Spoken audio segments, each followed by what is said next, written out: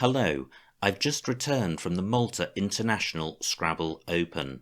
In round 7 I was paired against Bob Violett and the game was live streamed to an audience of tens of thousands of people, and a quite extraordinary game unfolded. The final score was 711 to me, 502 to Bob, for a combined game score of 1213, which is the first time that the 1200 mark has been broken in competitive play. So really quite a special game, and I thought it would be useful to, or interesting, to analyse the game and see if there was anything that we missed, and also see if we could have eked out any extra points at the end. So it was me to go fast, and I had this rack. And I played Vidames, and I'm going to simulate each move over 2 plies for 1,000 iterations. And Vidames comes out on top. And Bob's rack. And I have access to his racks because I've had a look at the footage from the live stream subsequently. Not as good. And he played au fait in this position. And that simulates best. My rack.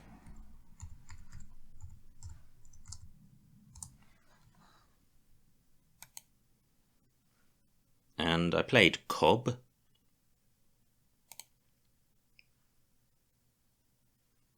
I didn't play it there, I played it here, and I agonised on this play as to which of those two placements was better.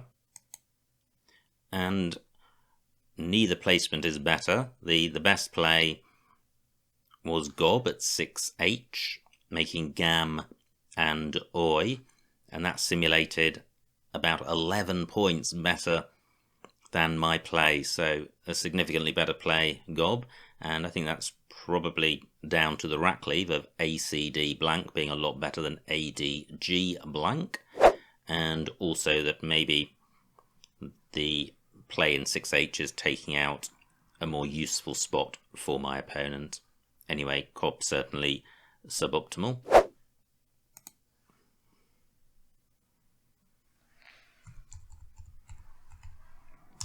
Bob's rack, which has improved, and there is only the one bingo and he plays it. I'm not going to simulate that. That is clearly the best play.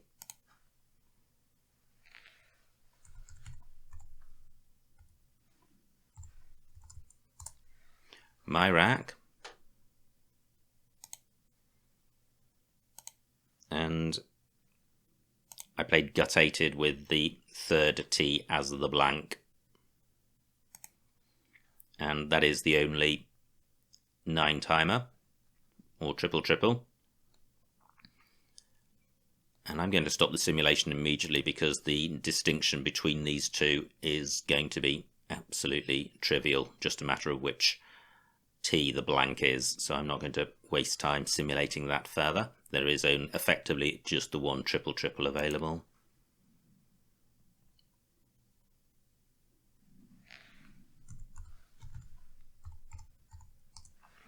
Bob's rack. Wow, Beaker available for 61. He didn't play that. He played Hadge for, well, only 10 fewer points. And Hadge is just 6 points behind Beaker in terms of valuation, so either of those plays pretty good. My rack.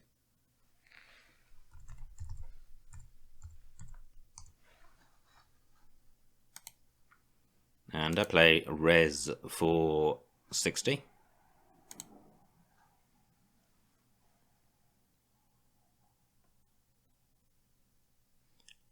And just looking at this simulation as it operates, Res is out in front and nothing looks like it's catching it, so I'm going to finish that simulation early and commit the play. Opponent's rack.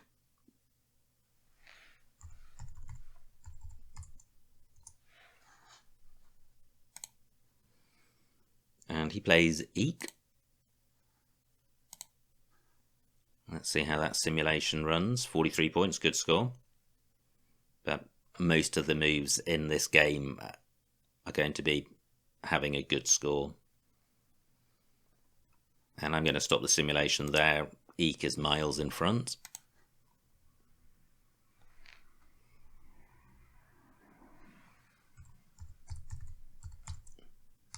Now this was my next rack, and I thought my flying start had come to an end, and I was just looking to balance the rack and struggling to see anywhere to do that, when I suddenly realised that mounding was playable in column A, and I think this is the only bingo in the game that I had any doubts about. But it wasn't challenged, and it was good. And it is the only bingo. I'm not going to simulate this, it's clearly best.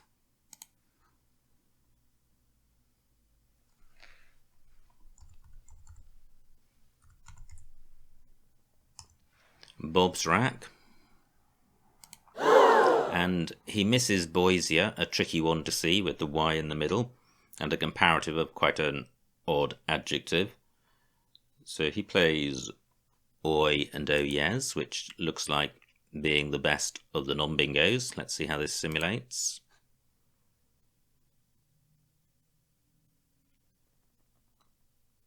And, well, clearly the bingos are simulating best, but of the non-bingos, Oi is currently in first place, so I'm going to stop the simulation there and commit that.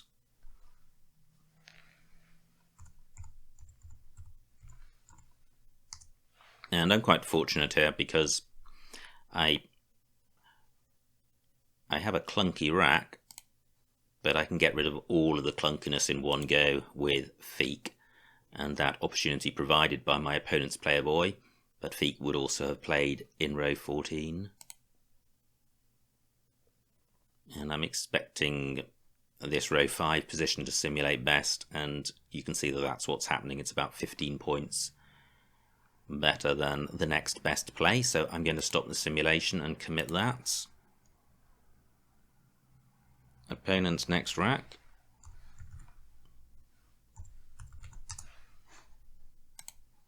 And he has berries on his rack, and he plays it. Wow, some non-bingos doing quite well, even though opponent doesn't have a blank. But the simulation is settling down now, and Bob's play is in first place, so I'm going to stop the simulation there.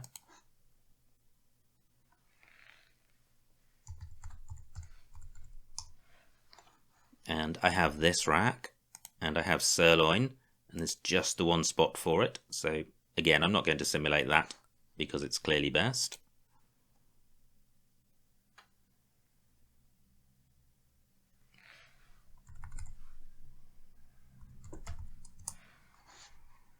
This is Bob's rack, and he has getters, and he plays it.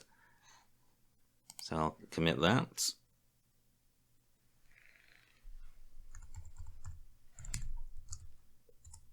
And this was a discouraging rack to see, to play a bingo and pick up UWW. Obviously great to have the blank, but the UWW pretty awful. However, I was able to play well to get rid of 2 of the 3 troublesome tiles and score well.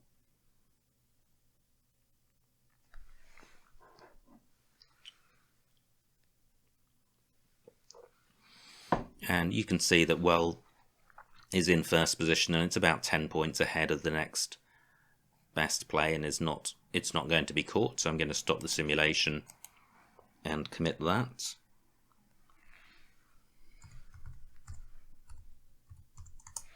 Bob's rack.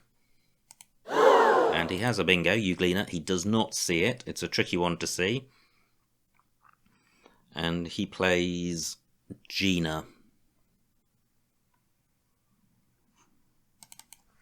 Top left,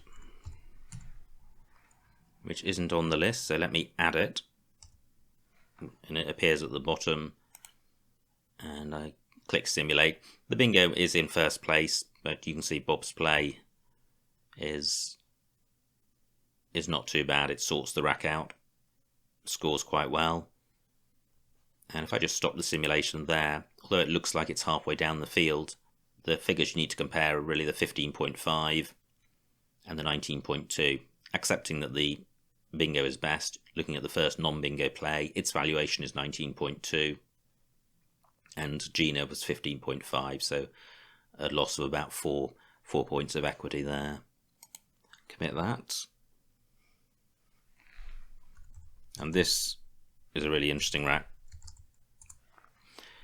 So it looks quite good. It looks like there may be a bingo. I couldn't see one, and therefore how to sort it out. And I think this is the move I spent the longest on.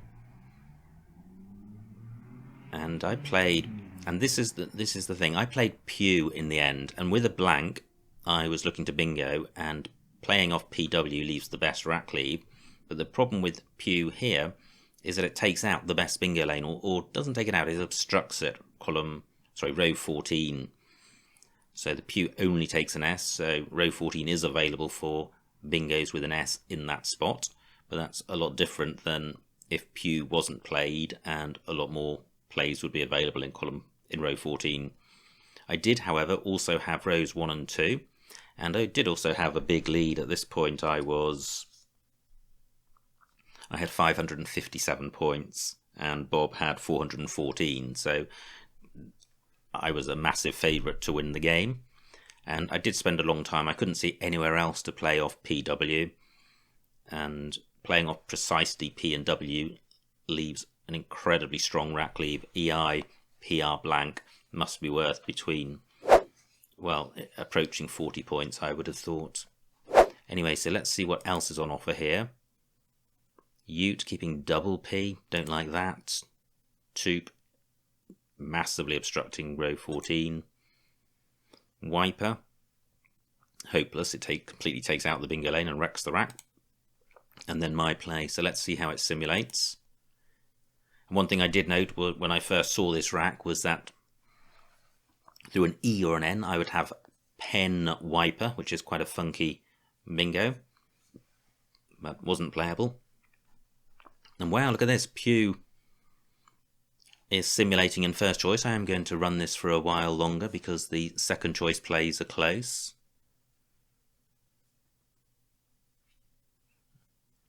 Actually, I'm not sure I will, because even if the second choice overtakes the first one, clearly these plays aren't going to change very much. So what I'm going to do is stop the simulation there and commit the play. And Bob's next rack.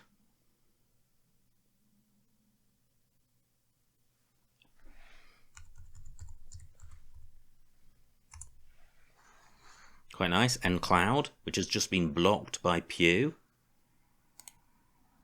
So he has no bingo, and he plays D, which I'm not seeing down here, but he plays it up here.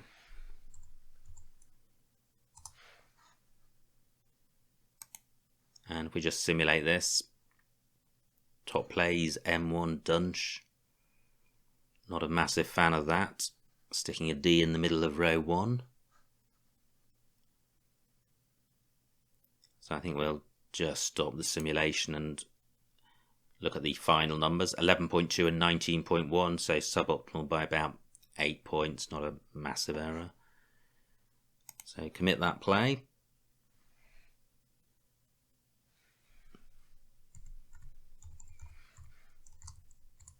And this is my rack. And look at that, Jero Piger. It plays, I saw it. And I also had Sopia, which I saw at the bottom, so it was really, really nice. While I was waiting for Bob to play, I knew that I had an unblockable bingo. And I think Jeropiger is better than Sopia. It scores 5 more points. And it's simulating about 10 points better, so I'm going to stop the simulation there and commit it.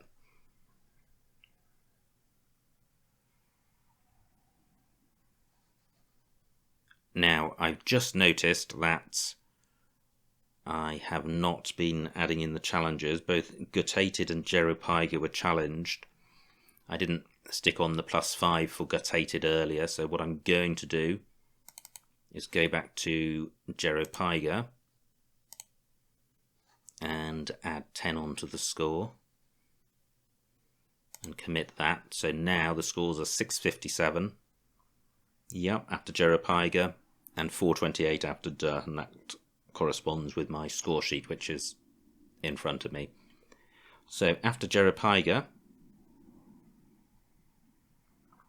Bob's rat is another good one. He has election. I don't think he's got anywhere for it. And he plays Sank. And just let's start this simulation running on that. Wow, it's absolutely rattling through. Actually, let me stop that because that's not the right thing to do, because after Jerepiga the bag was empty. So go back to committing Jerepiga, enter election, and now click Ask Championship Player. And Sank was best, and Bob found it. And my rack was AAVX. And X is best, and that's what I played. Bob has loot.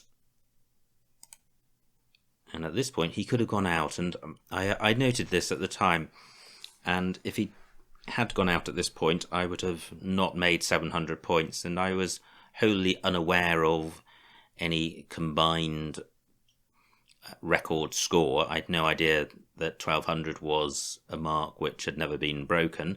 At this point I was simply interested in getting over the 700 mark if I could, and I noted that Bob could go out. I spotted a place or two for him to go out and was expecting him to do so. However, he was also close to 500 himself, and I'm not privy to his thought process at this point, but he didn't go out, and instead he played Rot. Let's see if that's down here. It is, for 16 points. And now I'm in a similar position in that I can go out. I could play Arva and R, but I wanted to maximise my score. I think any play would have taken me over 700, but I wanted to get as far above 700 as I could with these remaining 3 tiles. So this is the out that I turned down. There were other outs, and this is the play that I made. I played VAT for 18, and every other play on offer here also leaves just the A. And if we look at the final column, playing VAT for 18 as opposed to going out cost me 17 points in terms of the final spread, but the play of VAT led to a higher final score than if I had played Arva, I think. So I played VAT, and now that was my last move. Bob went out with Elt for 19. Well, certainly that final combination of VAT and Elt maximised the highest combined score. And yep, the VAT play definitely maximised my own score. So, and there you have it at the top. Winner 711, that was me, and Bob on 502 for a combined game score of 12-13, which is a record, the first time the 1200 mark has been beaten. And also note that Bob played really well, got 3 bingos, scored over 500 points, and still managed to lose by over 200 points. So an absolute crazy game. I hope you enjoyed this analysis of that game, and I will see you next time.